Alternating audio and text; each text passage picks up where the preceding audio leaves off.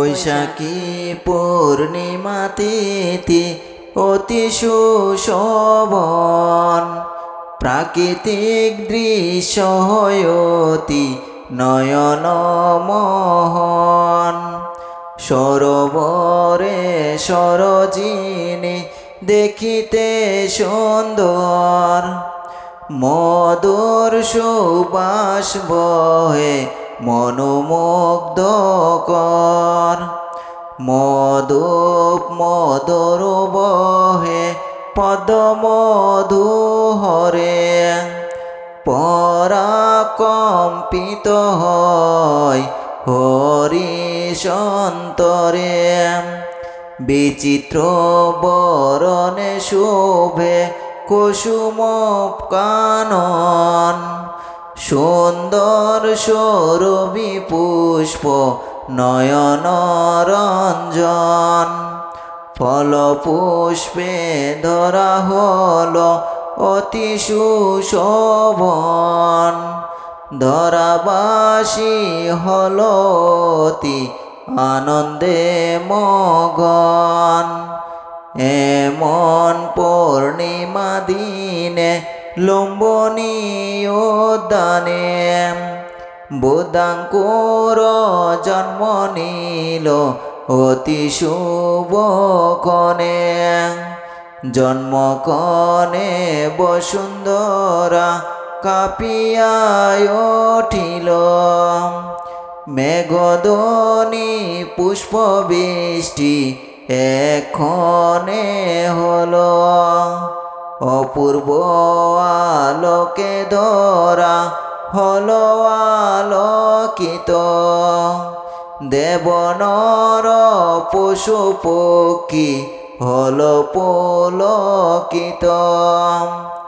অলৌকিক চমৎকার দৃশ্য দেখা গেল, জলে স্থলে পদ্ম পুষ্প বিকশিত হল। বৃক্ষলতা কুঞ্জবন ফুলে ফুলময়, দিব্যগন্ধ প্রবাহিত হল ধরাময়। বাদ্যযন্ত্রে স্বয়ংজাত মধুর নিকণ, চমৎকৃত হল শনি দেবনরগণ। সাধু সাধু ধ্বনি করে স্বর্গদেবগণ, হাস্যময় হল ধরা প্রীত সর্বজন।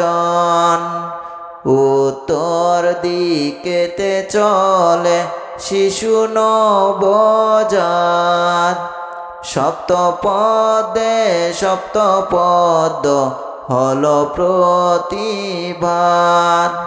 সপ্তম পদতে সদ্য শিশু হয়ে স্থিত, গম্ভীর পূর্ববাক্য করে বিঘোষিত। জ্যেষ্ঠ আমি শ্রেষ্ঠ আমি ত্রিলোক মাঝারে, নালবিব জন্ময়ার পুনয়ে সংসারে। ওহ কি আশ্চর্য শিশু মায়ার সন্তান, যিনি হবেন ত্রাণকর্তা বুদ্ধ ভগবান। অন্য এক অতি শ্রেষ্ঠ দিন স্মরণীয়, বৈশাখী পূর্ণিমা তিথি অতি বরণীয়। এহেন পবিত্র দিনে নৈরঞ্জনা তীরে, সুজাতার পায়সন্ন খেয়ে ধীরে ধীরে।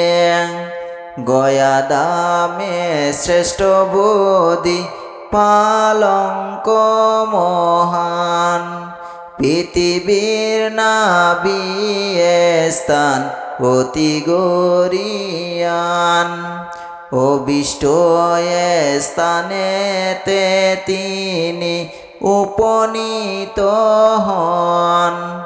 বসিলেন বদিতুর মূলে তপোবন, শান্তি মনে ধ্যানমগ্ন হলেন যখন। মহারাজ আরম্ভিল সমর ভীষণ, রাত্রির অন্তিম যামে মহাপ্রজ্ঞাবান।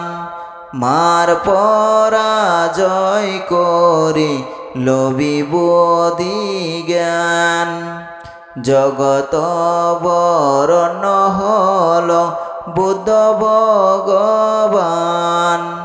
কারণিক সাক্ষ্যমণি ত্রিলোক প্রধান, বহুবিধ অলৌকিক শক্তি সহকারে। পঞ্চচত্বারিংশ বর্ষ জগত মাঝারে, সুদাসম শ্রেষ্ঠ ধর্ম করিয়া প্রচার। দেবনর ত্রিলোকের করি উপকার, পুণ্য যবে হল তার ৮০ বছর। কুশিনারা শালবনে গিয়ে অতঃপর, শুভ্র জ্যোৎস্না আলো ধত গগনের তলে। বৈশাখী পূর্ণিমা রাত্রে দেবনর দলে, কাদায়া নির্বাণ লবে বোধন।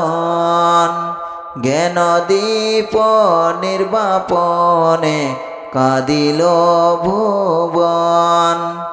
স্মৃতিতয় বিজড়িত এই মহাদিনে, বুদ্ধ গুণ সরসবে ভক্তিযুত মনে।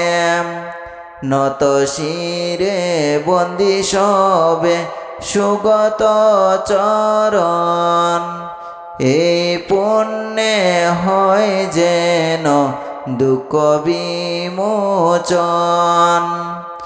এই পুণ্যে হয় যেন দুঃখ বিমোচন। এই পুণ্যে হয় যেন দুঃখ বিমোচন। সাধু সাধু সাধু। দ্বাদশ বছর যাহা করিয়া চিন্তন, জ্ঞানে নাই দেবনর মঙ্গল কারণ। দেশনা করেন প্রভু বুদ্ধ ভগবান, ৩৮ মঙ্গল যা কইলান নিদান। সর্বপাপ বিনাশন কুশল কারণ, সর্বলোক হিত তরে করিব ভাষণ।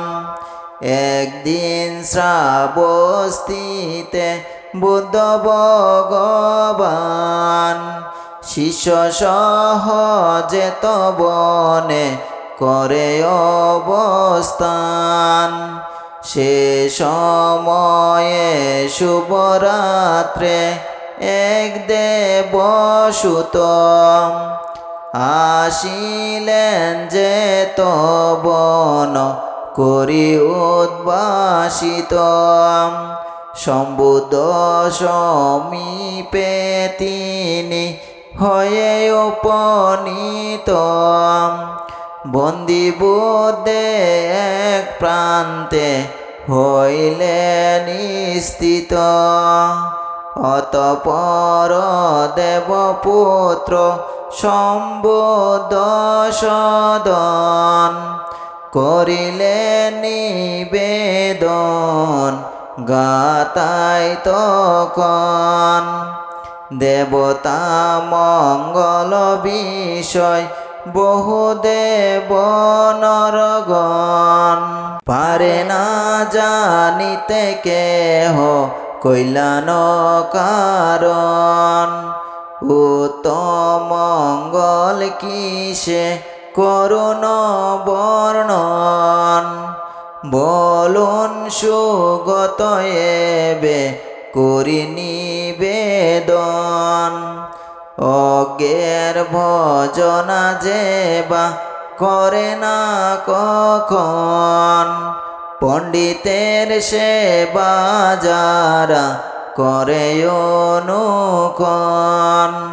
পূজনীয় গণেশদা যে করে পূজন উত্তম মঙ্গল ইহা জান দেবগণ।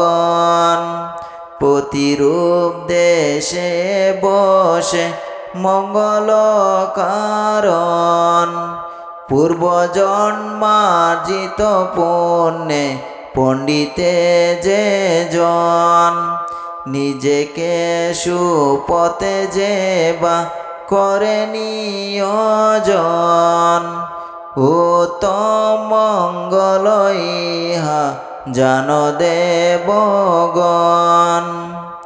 বিনয়ে ও ধর্মশাস্ত্রে যেবা সুশিক্ষিত যাহার ভাষণ হয় সদা সুভাষিত।